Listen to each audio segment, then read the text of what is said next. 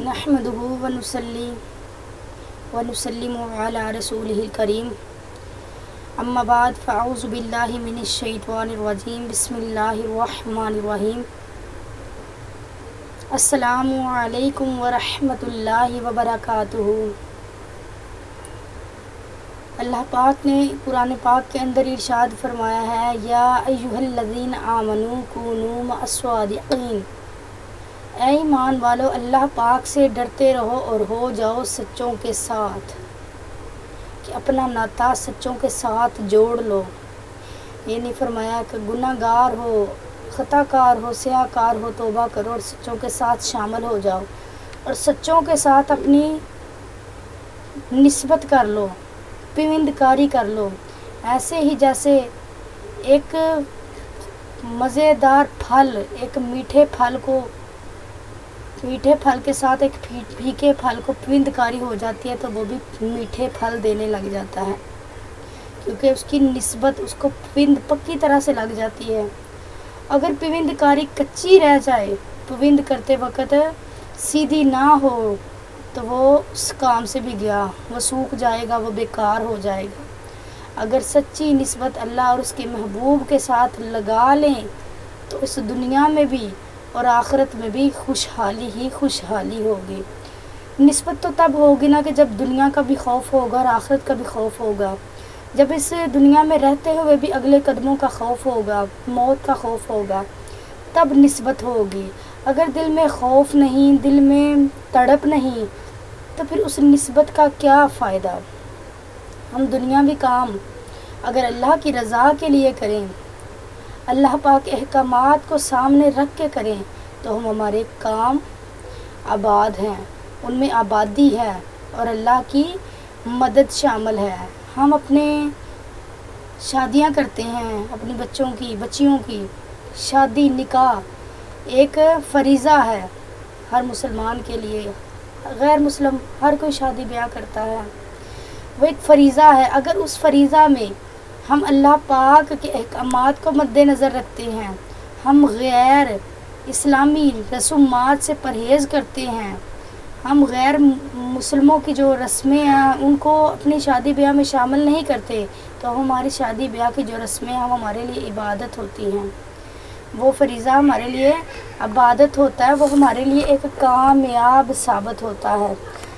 اگر کام تو ہم اللہ پاک کا فریضہ ادا کرنے کے لیے کر رہے ہیں، لیکن وہاں غلط رسومات، وہاں ہندوؤں جیسی رسمیں،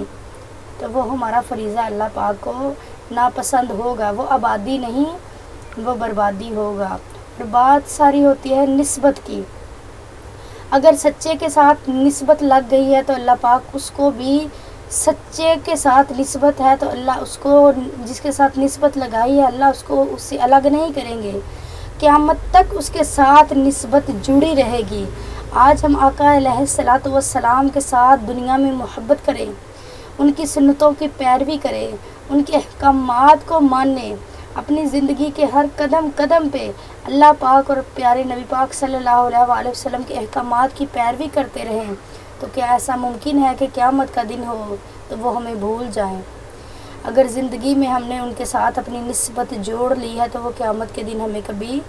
نہیں بھول سکتے۔ حقیقت ہے کہ ایک چرواہا بکریاں چرا رہا ہے، پاس سے 6، 7 یا 8 لوگ بھاگے دوڑے جا رہے ہیں۔ چرواہا عرض کرنے لگا کہ اے راہگیرو، مجھے بھی تو کچھ بتاؤ کہ کیا بات ہے، کدھر جا رہے ہو؟ وہ کہنے لگے کہ ہم فلاں بستی سے آئے ہیں اور ہمارا جو بادشاہ ہے اس نے اپنی شکل کا بت بنا رکھا ہے اور وہ کہتا ہے اس بت کو سجدہ کرو، لیکن ہم اس بت کو سجدہ نہیں کرتے۔ آج کی رات ہمارے پاس آخری رات ہے، اگر آج ہم نے بت کو سجدہ نہ کیا تو وہ ہمارے سب کو قتل کر دے گا، ہمارے سر تن سے جدا کر دے گا۔ تو ہم نے پڑھا ہے اپنی کتاب میں، ہم نے اپنی انجیل کتاب میں پڑھا ہے کہ ایک وقت آئے گا، پیارے اللہ کا ایک پیارا پیغمبر ہوگا، لوگ اس کو تنگ کریں گے، اس پہ ظلم و جبر کریں گے، تو وہ ہجرت کر کے اپنا گھر بار، اپنی بستی چھوڑ کر ہجرت کر کے دوسرے شہر آباد ہو جائے گا۔ تو ہم نے سوچا کیوں نہ ہم بھی وہ عمل کریں، ہم بھی ہجرت کر جائیں کیونکہ ہم نے اپنا ایمان نہیں چھوڑنا، ہم نے اس بت کو سجدہ نہیں کرنا، ہم اپنی جان تو دے دیں گے لیکن اس بت کو سجدہ نہیں کریں گے، اس لیے ہم یہاں سے دور جا رہے ہیں، کہیں دور جا کے چھپ جائیں گے جہاں وہ ہمیں ڈھونڈ نہ پائے۔ اچھا، چرواہے نے کہا، چرواہے کے دل میں بھی خوف خدا آیا اور اس نے بھی کہا کہ مجھے بھی ساتھ لے چلو، آج وہ تم کو سجدہ کرنے پہ مجبور کر رہا ہے، کل مجھے بھی کرے گا، میں بھی آپ لوگوں کے ساتھ چلتا ہوں۔ چنانچہ وہ بھی چلنے کے لیے تیار ہوا تو چرواہے کا ایک کتا تھا، وہ کتا کہتا ہے کہ میں نے بھی ساتھ جانا ہے۔ اس کتے کو پتھر مارتے ہیں، اینٹیں مارتے ہیں، سٹکے مارتے ہیں، لیکن وہ کتا کہتا ہے میں نے ساتھ چلنا ہے۔ وہ راہگیر کہنے لگے کہ چرواہے تیرا کتا تو ہمارا کام خراب کر دے گا، ہم جہاں بھی جا کے چھپیں گے یہ بھونکے گا اور ہمیں وہ بادشاہ ڈھونڈ لے گا، ہم کتے کو نہیں ساتھ لے کے چلا سکتے، تم بھی ادھر ہی رہو۔ کتے نے آسمان کی طرف منہ اٹھایا، میرے اللہ کی قدرت دیکھو، جب اس نے آسمان کی طرف منہ اٹھایا اور عرض کی کہ یا اللہ مجھے زبان عطا کر تاکہ میں تیرے بندوں سے بات کر سکوں، اللہ تبارک و تعالیٰ نے اس کتے کو زبان دی اور اس کتا عرض کرنے لگا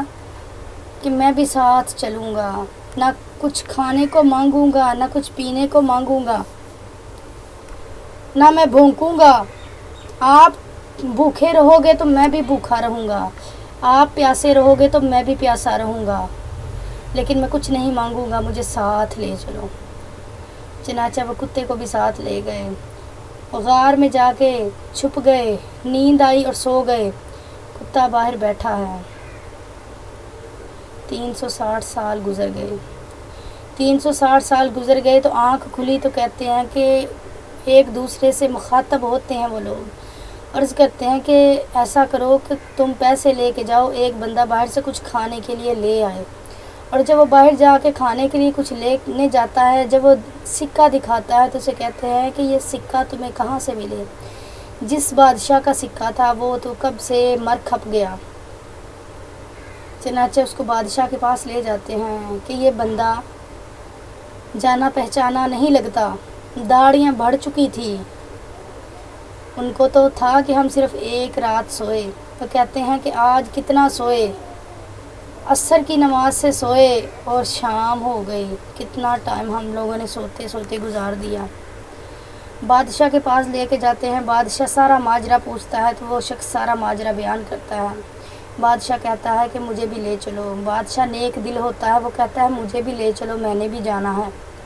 اور جب اس کو بادشاہ کے پاس وہ جا کے اپنے دوستوں سے کہتا ہے کہ بادشاہ ملنا چاہتا ہے، انہوں نے کہا کہ بادشاہ ہم سے ملنا چاہتا ہے، کیوں ملنا چاہتا ہے؟ کہتا ہے میں دیکھنا چاہتا ہوں کہ کون لوگ ہیں جو 360 سال گزر گئے ہیں اور 360 سال وہ سوئے رہے ہیں۔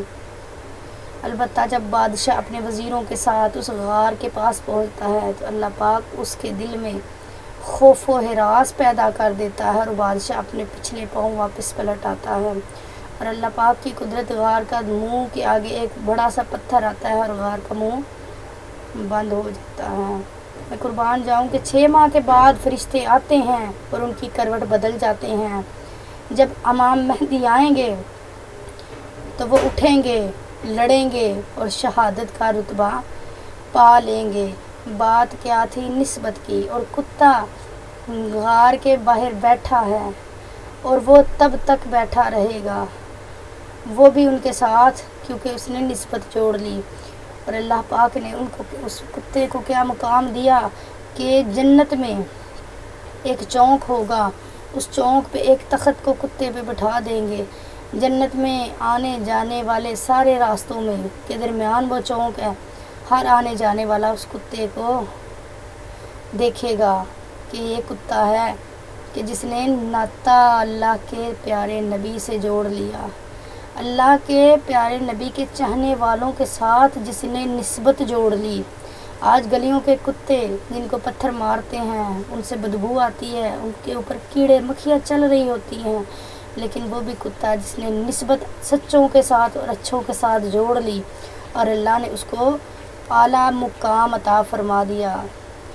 یہ بات ہے سورہ کہف کی، جو قرآن پاک کی ایک مشہور صورت ہے سورہ کہف کی، اور وہ 6 7 یا 8 اصحاب کہف ہے۔ یہ راز اللہ پاک کے علاوہ کوئی نہیں جانتا۔ وہ 6 تھے، وہ 7 تھے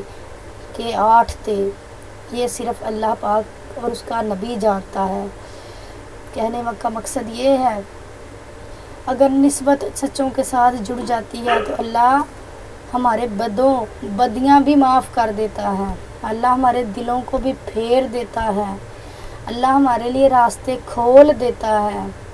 جب نسبت سچوں کے ساتھ جوڑ لیں، پیارے آقا سے نسبت جوڑ لیں، اس سے سچی محبت کر لیں، اس کے عشق کی تندور کی بھٹی میں جل کے راکھ ہو جائیں، یہ نہ ہو کہ نسبت تو جوڑ لی، تندور میں بھی گر گئے، آگ میں بھی تڑپے، لیکن پھر خاکی کے خاکی، پلے پھر بھی کچھ نہیں پڑا۔ اگر جوڑنی ہے تو سچی نسبت جوڑ لو، سچی محبت کرو اللہ سے، اس کے محبوب سے، اور دنیا میں رہتے ہوئے اس زندگی میں بھی آخرت کا خوف دل سے نہ نکالو، آنے والے وقت کو نہ بھولو، اپنی موت کو نہ بھولو، اپنی آخرت کو نہ بھولو، پل صراط کو نہ بھولو، قبر کی کالی رات کو نہ بھولو۔ جب دل میں یہ ساری باتیں ہوں گی تو کبھی بھی ہمارا دل نہیں چاہے گا کہ ہم دنیاوی کاموں میں مگن رہیں اور اللہ کو بھول جائیں۔ کانوں میں حی علی الفلاح کی آواز آئے اور دنیاوی کاموں میں لگے رہیں۔ اللہ پاک ہمیں عمل کی توفیق عطا فرمائے اور سچوں کے ساتھ جوڑ کے اللہ پاک ہمیں بھی سچا بنا دے۔ وما علینا الا البلاغ المبین۔ السلام